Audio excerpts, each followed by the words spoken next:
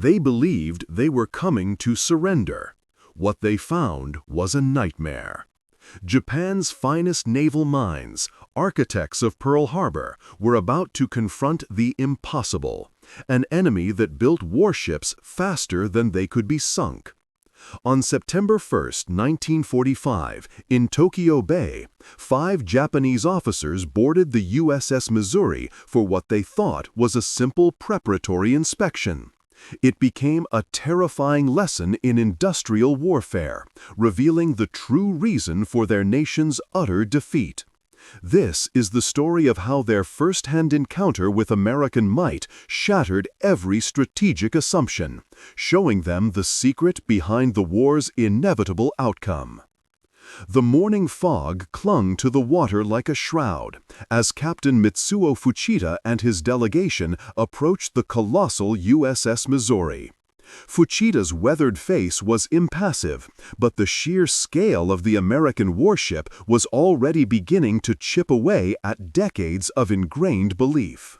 Imagine this. 5 of Japan's most celebrated naval officers, men who masterminded some of the boldest operations in maritime history, are about to come face to face with the sheer industrial power that utterly crushed them. This wasn't just about confronting their enemy's superior hardware. It was about facing the profound errors in judgment that had doomed Japan's war effort right from the start. Their small vessel gently rocked in the choppy waters, steadily closing in on an absolutely colossal warship.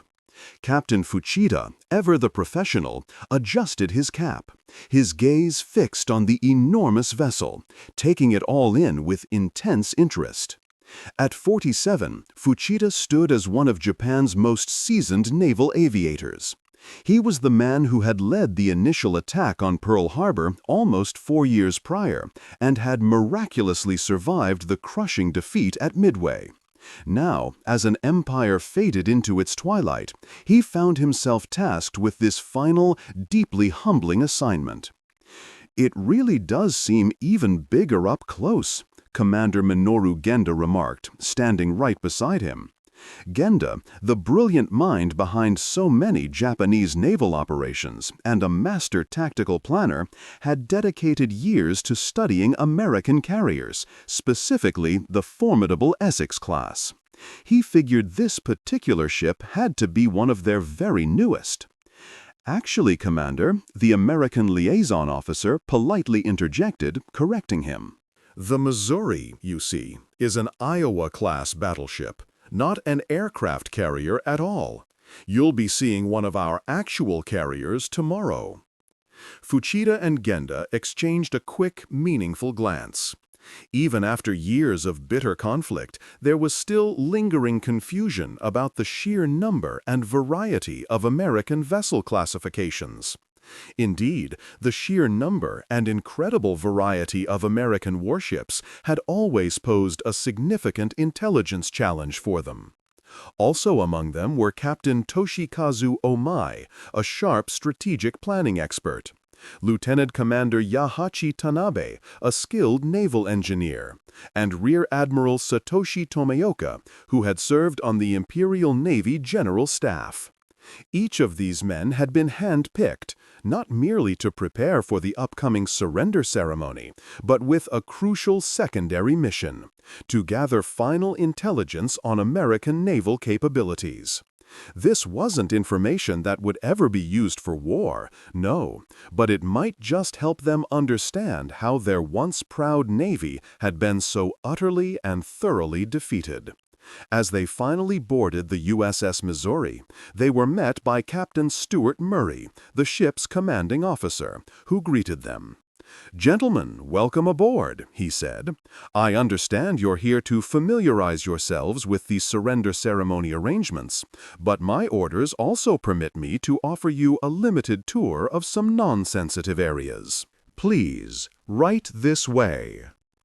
The Japanese officers respectfully removed their caps, stepping onto the gleaming deck of the mighty battleship. The USS Missouri was absolutely spotless. Its teak decking gleamed, scrubbed to perfection, and brass fixtures shimmered under the morning sun, which was now finally breaking through the lingering fog. As they walked, the American sailors they passed stood at their posts with impeccable discipline. Yet Fuchida couldn't help but notice many of them were openly curious or even showed barely concealed hostility in their eyes. Captain Murray began explaining. This vessel was commissioned in June of 1944. She's the 4th Iowa-class battleship, displacing a massive 57,000 tons when fully loaded, and capable of a top speed exceeding 33 knots. Lieutenant Commander Tanab, their chief engineer, simply couldn't hide his professional awe. 57,000 tons? Yet it can do 33 knots? Our Yamato displaced 72,000 tons, but could only manage 27 knots at maximum. Murray just nodded. Our propulsion system delivers 212,000 shaft horsepower to 4 screws. But, gentlemen, he added, you're not here to discuss technical specifications. The surrender ceremony, in fact, will take place right here on this very deck.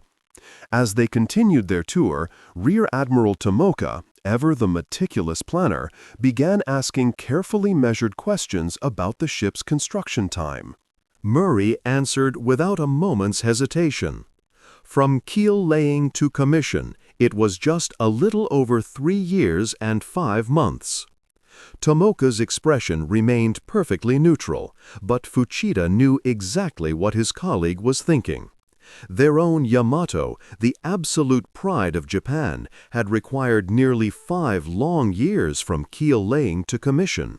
And here was a comparable American warship completed in less than half that time. Captain Murray, Gender then inquired, how many Iowa-class battleships were actually completed during the conflict? Murray replied, 4 entered service, with 2 more still under construction when the war finally ended. But truthfully, battleships are now secondary to our carrier forces. And just how many carriers does your Navy currently operate? Ome asked, his voice deliberately casual, but his eyes intensely focused.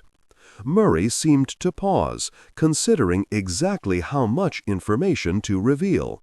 Then, apparently deciding the war's end made further secrecy unnecessary, he stated, including all types, our Essex-class fleet carriers, Independence-class light carriers, escort carriers, and even our older vessels, we currently have more than 100 aircraft carriers in commission. That number hit the Japanese officers like a physical blow. 100 carriers! Japan had started the war with just 10 carriers and had only managed to build around a dozen more throughout the entire conflict. Even at their absolute peak, they had never operated more than 16. And now the Americans spoke of 100 as if it were an utterly unremarkable figure. There must be some misunderstanding, Tanab said, his voice barely a whisper. Perhaps you're including smaller escort vessels in that count, they wondered. Yes, I am, Murray confirmed. I'm counting our Casablanca and Commencement Bay-class escort carriers. But we've also completed, or are very close to completing, 24 Essex-class fleet carriers alone. Each one of those can operate between 90 and 100 aircraft. The Japanese officers went completely silent. 24 fleet carriers, each one roughly as powerful as the Shokaku or Zuikaku, the very ships that had attacked Pearl Harbor. And remember, that was just one class of carrier. Finally, Captain Fuchida broke the silence. Would it be possible to visit one of your Essex-class carriers, he asked, for the historical record, of course. Murray consulted a staff officer for a moment. As it happens, the USS Bennington is anchored nearby, he replied. I'll arrange a brief visit for tomorrow, assuming my superiors approve. Now, shall we continue with the surrender ceremony preparations? For the rest of their visit aboard the Missouri, the Japanese officers were practically in a daze. They tried to dutifully note down all the arrangements for the surrender ceremony, where their delegation would stand, where the Allied representatives would be, and exactly where the documents would be signed. But their minds were absolutely racing, churning through calculations and grappling with the immense implications of what they'd just heard. That evening, back in their temporary quarters ashore, the 5 officers gathered, speaking in hushed tones, even though they knew their rooms were probably being monitored. 100 carriers, O'May repeated, still trying to wrap his head around the sheer number. Even if we include their smallest escort vessels, it's just incomprehensible. Not incomprehensible, Tomoka corrected him. It's simply far beyond our initial estimates. Our naval intelligence had projected America's production capacity at maybe 40 to 50 carriers over the course of a prolonged conflict. It appears we underestimated by a factor of 2. Gender, ever the tactician, just shook his head slowly. It was never truly about the specific numbers, was it? Even our most optimistic war plans acknowledged American industrial superiority. Our entire strategy was built on the idea of a negotiated peace, secured after early, decisive victories. A fundamental miscalculation, Fuchida said quietly, almost to himself. We planned for a limited war against an opponent who was capable of waging total war. The very next morning, they found themselves aboard a different transport vessel, this time steadily approaching the USS Bennington. This was an Essex-class carrier, commissioned in August of 1944, just 8 months before the end of hostilities in Europe. As they closed in, the sheer, colossal scale of the vessel became strikingly clear. Almost 900 feet long, with a flight deck that seemed to stretch into infinity, the USS Bennington absolutely dwarfed any carrier Japan had ever conceived. Their welcome came from Commander James Rogers, the carrier's executive officer. "Welcome aboard, gentlemen," he began. "Captain Goodwin sends his regrets, but pressing operational matters demand his attention. I'll be your guide today." The Japanese officers were then led up to the expansive flight deck, where dozens upon dozens of aircraft sat in perfect, neat rows. Corsairs, Hellcats, Avengers, the very planes that had utterly dominated the Pacific skies during the war's final years. "How many aircraft does the Bennington typically carry?" Gender inquired. Rogers' reply was telling. "Our current complement is 91 aircraft. That's 37 Hellcat fighters, 34 Helldiver dive bombers, and 20 Avenger torpedo bombers. 91 aircraft on a single carrier. To put that in perspective, the Shokaku, one of Japan's largest, could hold a maximum of 72. And remember, the Americans had built 24 Essex-class carriers. As their tour continued through the enormous ship, Lieutenant Commander Tanabe meticulously observed the construction details. "The compartmentalization is truly impressive," he remarked, moving through the interior spaces. "And your damage control systems appear far more extensive than anything in our own designs." "Our damage control proved absolutely critical in several engagements," Rogers confirmed. "Take the Franklin, another Essex-class carrier. She absorbed damage that would have unequivocally sunk any other nation's carrier, yet she made it home under her own power." Fuchida remembered the Franklin incident vividly. He knew American carriers, even when pummeled by Japanese aircraft, had survived damage that would have sent Japanese carriers straight to the bottom. It wasn't just the sheer quantity of American ships that had been decisive. It was their superior quality and incredible resilience, too. Their journey then took them through the cavernous hangar deck, a hive of activity where aircraft maintenance was in full swing. The sheer scale of the operations was breathtaking. Dozens of planes being serviced simultaneously by hundreds of specialized technicians. "How long did the Bennington take to build?" O'May asked, watching the organized chaos. "Around 20 months from keel laying to commissioning," Rogers answered. "And she wasn't even our fastest. Some Essex-class carriers were completed in just over a year." 14 months! The Japanese officers exchanged stunned glances. Their own largest carriers had demanded 3 to 4 years of construction time. And the Americans? They had built 24 Essex-class carriers in roughly 3 years. As their tour continued, they ventured into the carrier's bustling machine shops. Here, Tanab literally froze in his tracks, utterly astounded. These shops were outfitted with precision tools that would have made even the most advanced Japanese naval yards green with envy. Lathes, milling machines, welding equipment, all expertly installed on a ship at sea. "You mean you can actually manufacture replacement parts right here on board?" he asked, his voice thick with disbelief. "Within certain limits, yes," Commander Rogers confirmed with a nod. "Our machine shops allow us to fabricate a wide range of components without needing to return to a shipyard. This dramatically extends our operational range and the time we can spend between major maintenance periods."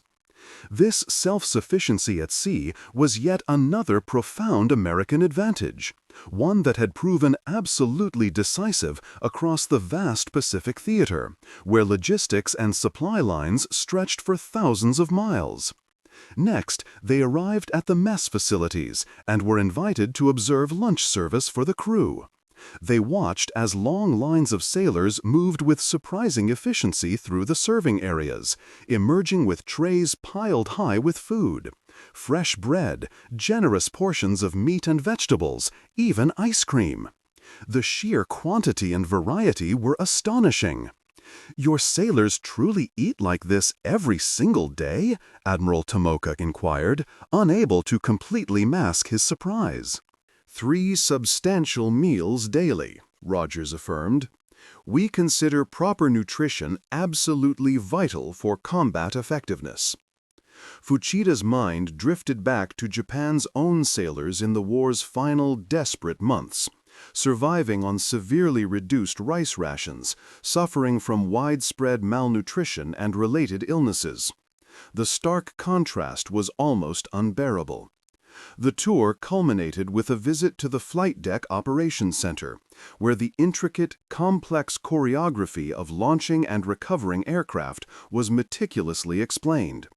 Indeed, throughout their entire visit to the carrier, they had witnessed an operation of breathtaking complexity, yet it was managed with such apparent ease. This, they realized, was the direct result of rigorous, standardized training, crystal-clear procedures, and an unparalleled depth of experience. As they made their preparations to depart, Commander Rogers offered a casual comment, almost an afterthought, that would forever echo in the minds of the Japanese officers. "The Bennington," he remarked, "is just one of many Essex-class carriers. We either completed or are very close to completing 24 ships of this class alone." Back aboard their transport vessel, the 5 Japanese officers were uncharacteristically silent. Each man was deeply engrossed, trying to process everything they had just witnessed, attempting to reconcile it with their understanding of the conflict they had so recently lost. That evening, they gathered once more in their quarters. The mood was somber, heavy with reflection. "We never stood a chance," O'May finally uttered, breaking the profound silence. "Not after the first 6 months." "Perhaps not even then," Tomoka replied, his voice barely a whisper. "Their industrial mobilization was already well underway when we struck Pearl Harbor." Even if they had managed to destroy their carriers there, the outcome, they realized, might have only been delayed, not truly altered. Gender, who had played a significant role in planning the Pearl Harbor attack, slowly nodded in agreement. He stated, "Our greatest victory, ironically, laid the very foundation for our defeat. We inadvertently awakened their immense industrial potential and, in doing so, united their people against us." Tanab added, "It wasn't just about sheer quantity either. Their damage control, their maintenance capabilities, their entire logistical systems were all demonstrably superior to our own. Consider this.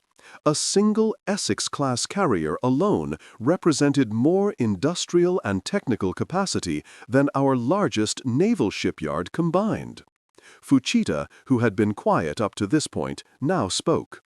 "Tomorrow, we will observe the formal surrender ceremony. But today, we witnessed the undeniable reasons why that surrender became inevitable. Not because our brave sailors lacked courage or skill, but because we engaged in a contest of production against the world's undisputed greatest industrial power." The very next day, September 2, 1945, the formal surrender ceremony officially unfolded aboard the mighty USS Missouri. The 5 officers who had toured the American vessels stood among the Japanese delegation, watching intently as Foreign Minister Mamoru Shigemitsu signed the instrument of surrender, followed by General Yoshijiro Umezu. From their vantage point, they could clearly see the massive array of American warships filling Tokyo Bay. Battleships, cruisers, destroyers, and yes, mighty aircraft carriers. An armada so immense it literally seemed to stretch endlessly towards the horizon. Yet this was just a fraction of the American naval power that had so decisively swept across the Pacific. As the historic ceremony concluded, Fuchita found himself standing near General Douglas MacArthur. The American general studied him for a moment, then asked, "You're Fuchita, aren't you, the pilot who led the Pearl Harbor attack?" "Yes, General," Fuchita replied, genuinely surprised to be recognized. MacArthur nodded thoughtfully. "You started a war we finished. I wonder what you've learned from that experience." Fuchita considered his response carefully. "That the world has changed, General. Naval power," he stated, "is no longer simply measured by battleships and clever tactics, but by the sheer output of factories and the abundance of oil fields." MacArthur seemed to approve of the answer. "Indeed, remember that crucial lesson, Captain. The age of industrial warfare has truly arrived." The profound events of those 3 days in Tokyo Bay would be meticulously scrutinized by Japanese military analysts for decades to come. The 5 officers who had witnessed American naval might firsthand would go on to play significant, pivotal roles in post-war Japan's crucial reassessment of its military strategy and industrial policy. It was Captain Fuchita who, reflecting later in his memoirs, truly grasped the depth of Admiral Yamamoto's earlier warning against war with the United States. Having studied there, Yamamoto understood America's industrial might. Fuchita confessed, "I only learned too late that American shipyards could produce vessels faster than we could sink them. Our war was lost before it even began, not on tactical grounds, but purely on industrial capacity." But Commander Gender, instrumental in forming Japan's post-war air self-defense force, drew different yet equally vital lessons. He argued, "The Americans didn't just outproduce us, they outtrained us, outorganized us, and out-innovated us across the board. Their carriers weren't just bigger, they operated their aircraft more efficiently, maintained them more effectively, and replaced losses at an astonishing pace. It was a system we simply couldn't hope to match." Decades later, declassified reports from Rear Admiral Tomoka provided an even starker assessment. Japan's naval strategy was fundamentally flawed.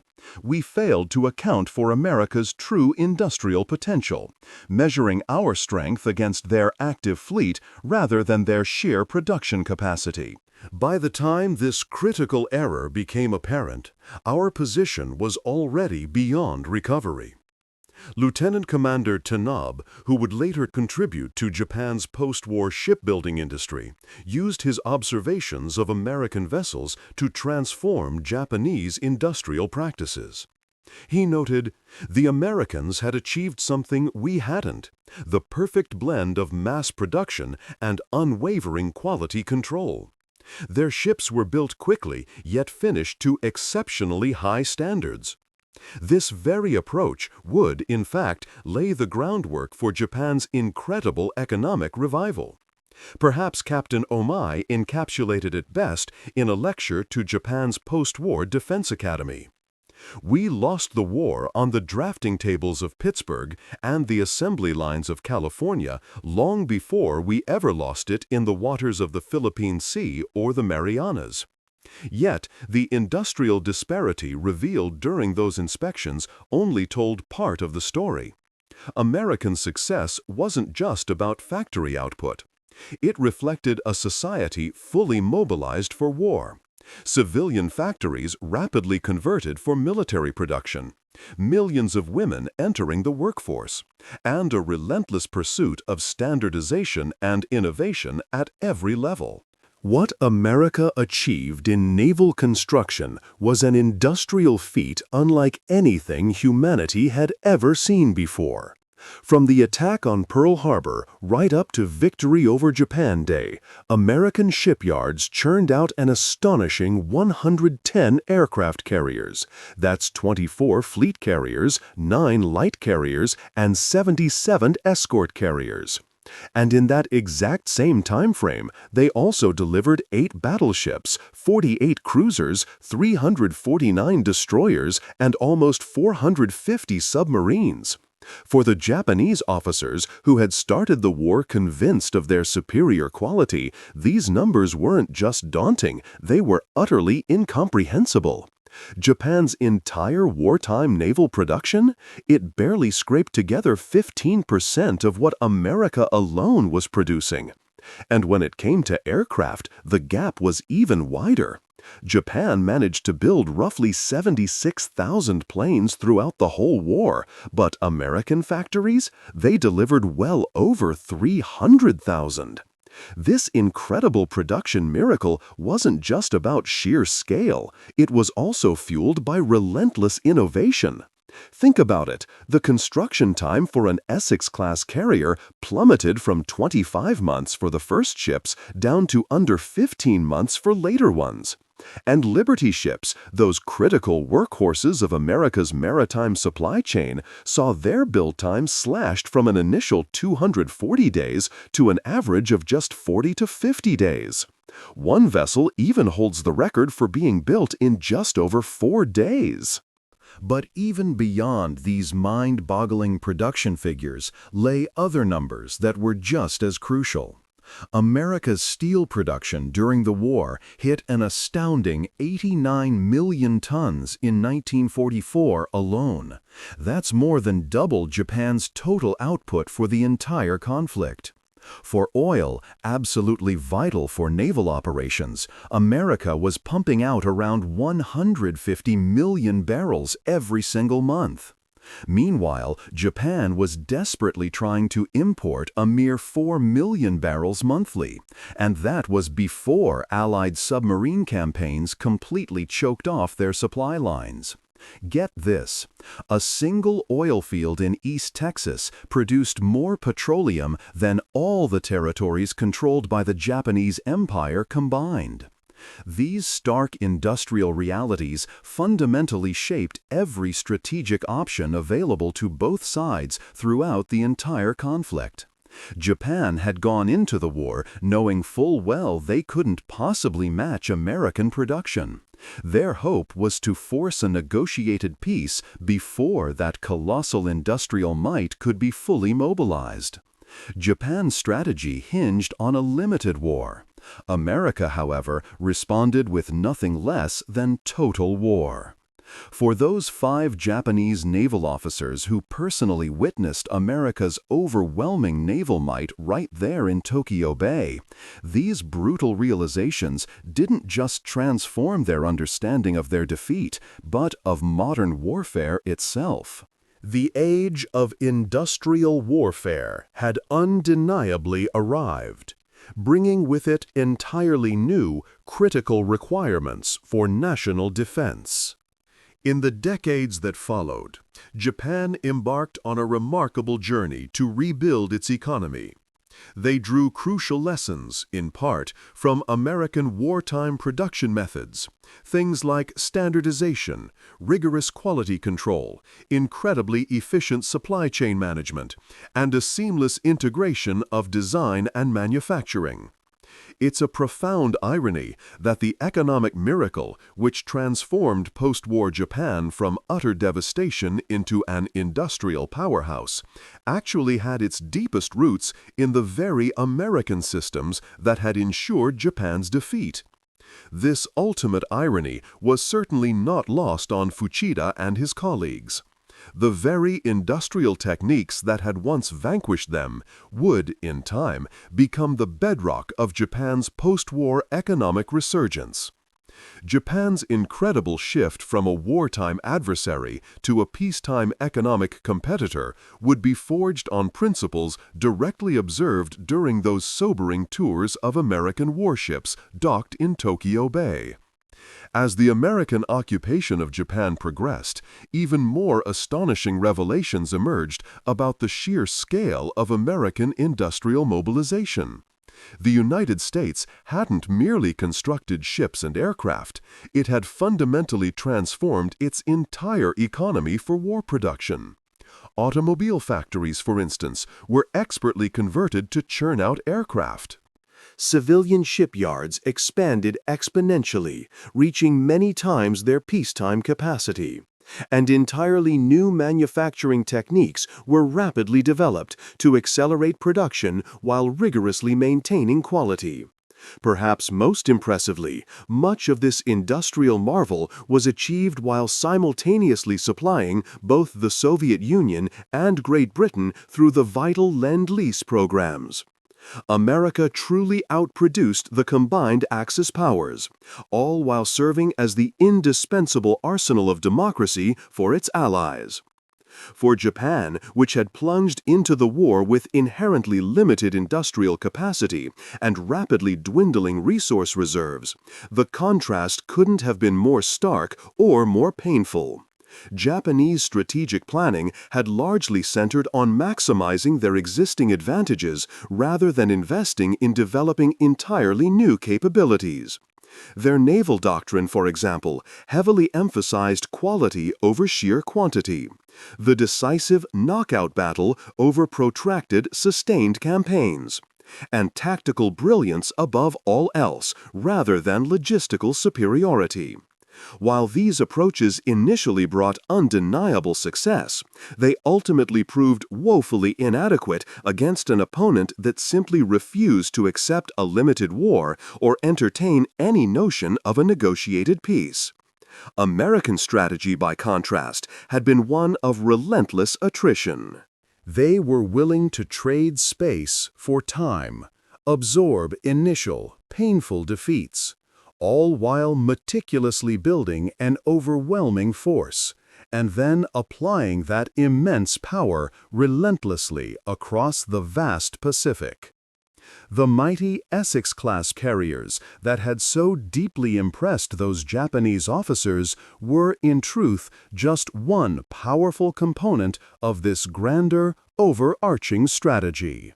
These incredible vessels, each displacing over 33,000 tons and carrying nearly 100 aircraft, weren't just ships.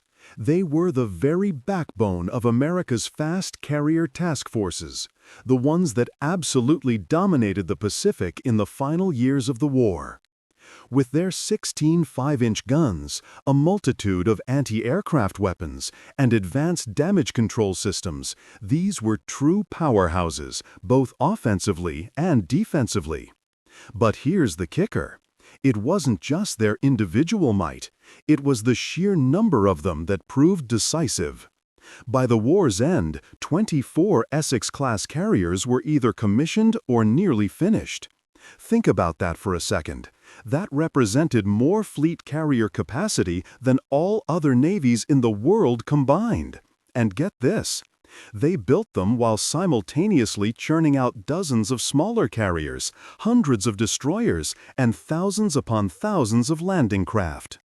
The human side of this production miracle was equally astonishing.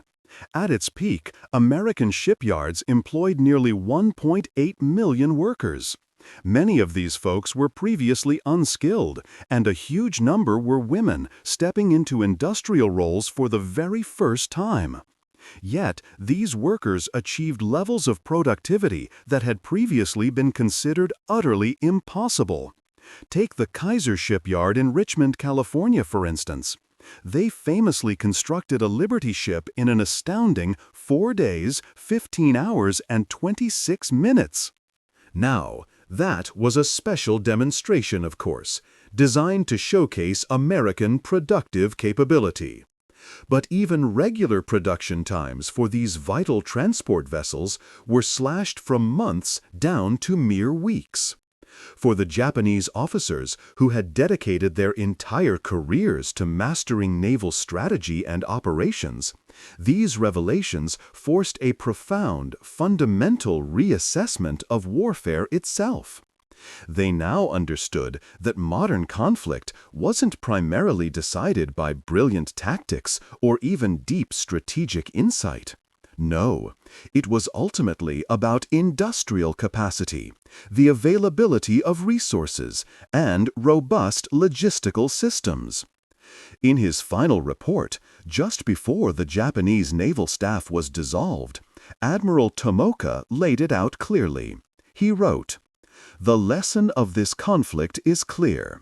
Naval power in the modern age rests ultimately not on the skill of sailors or the courage of aviators, but on the capacity of shipyards, the output of factories, and the production of steel and oil.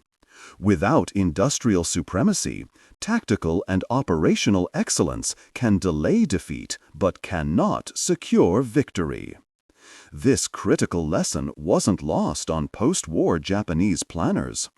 As Japan began the immense task of rebuilding under American occupation, they consciously adopted and adapted many of those very same American industrial methods. The Toyota production system, a true game-changer that would later revolutionize manufacturing worldwide, was a fascinating blend.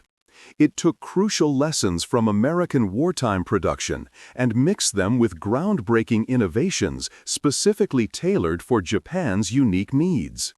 This fusion ultimately fueled Japan's incredible post-war economic miracle, transforming a defeated military power into an economic superpower in just a few decades.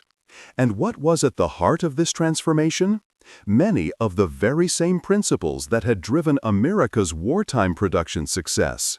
Things like standardization, rigorous quality control, incredibly efficient supply chains, and a relentless focus on continuous improvement. But for Captain Fuchida, the journey was about to become even more profound. Imagine, the very man who led the attack on Pearl Harbor would later convert to Christianity, dedicating decades to traveling America as a passionate evangelist and advocate for peace. In his autobiography, he penned a truly powerful realization. "Looking back," he wrote, "I now realize that even had we achieved our most optimistic military goals in 1941 and 42, the industrial reality of America would have eventually overcome us. The war was decided not by battles, but by factories." A profound statement indeed. And that USS Bennington, the very ship that had so deeply impressed those Japanese officers, continued its remarkable service in the U.S. Navy all the way until 1970. It was modernized to handle cutting-edge jet aircraft and even participated in the recovery of the Apollo 7 astronauts. As one of 24 Essex-class carriers, she wasn't just a ship. She was a powerful symbol. She represented America's industrial might seamlessly translated into unparalleled global naval power. The sheer force that made an American victory inevitable once the nation fully mobilized for war.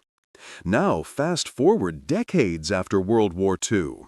Even as nuclear weapons completely reshaped strategic calculations and aircraft carriers evolved from launching propeller planes to powerful jets, that fundamental lesson those 5 Japanese officers observed in Tokyo Bay remained absolutely valid. It's simple. Industrial capacity, cutting-edge technological innovation, and readily available resources are what truly determine a nation's military potential. And today, as countries around the world once again reevaluate their military strengths and strategic positions, that powerful lesson from Tokyo Bay still resonates deeply. Because modern naval power, just like its World War II predecessor, doesn't solely rest on the impressive ships floating in harbors or the advanced aircraft flying from their decks. No, it rests on the robust industrial infrastructure that painstakingly builds them, the resilient economic system that sustains them, and the vast resource base that fuels their very existence. Those 5 Japanese naval officers touring American vessels on those fateful days in early September 1945 saw something far beyond just impressive warships. They bore witness to the dawning of a truly new age in warfare, an era where raw industrial capacity translated directly into formidable military power. Here, factories proved every bit as decisive as entire fleets, and the relentless hum of production lines ultimately held more weight than the actual front lines themselves. Their profound experience powerfully reminds us that wars are not won by mere courage, individual skill, or tactical brilliance alone, but by the unwavering, sustained application of industrial might.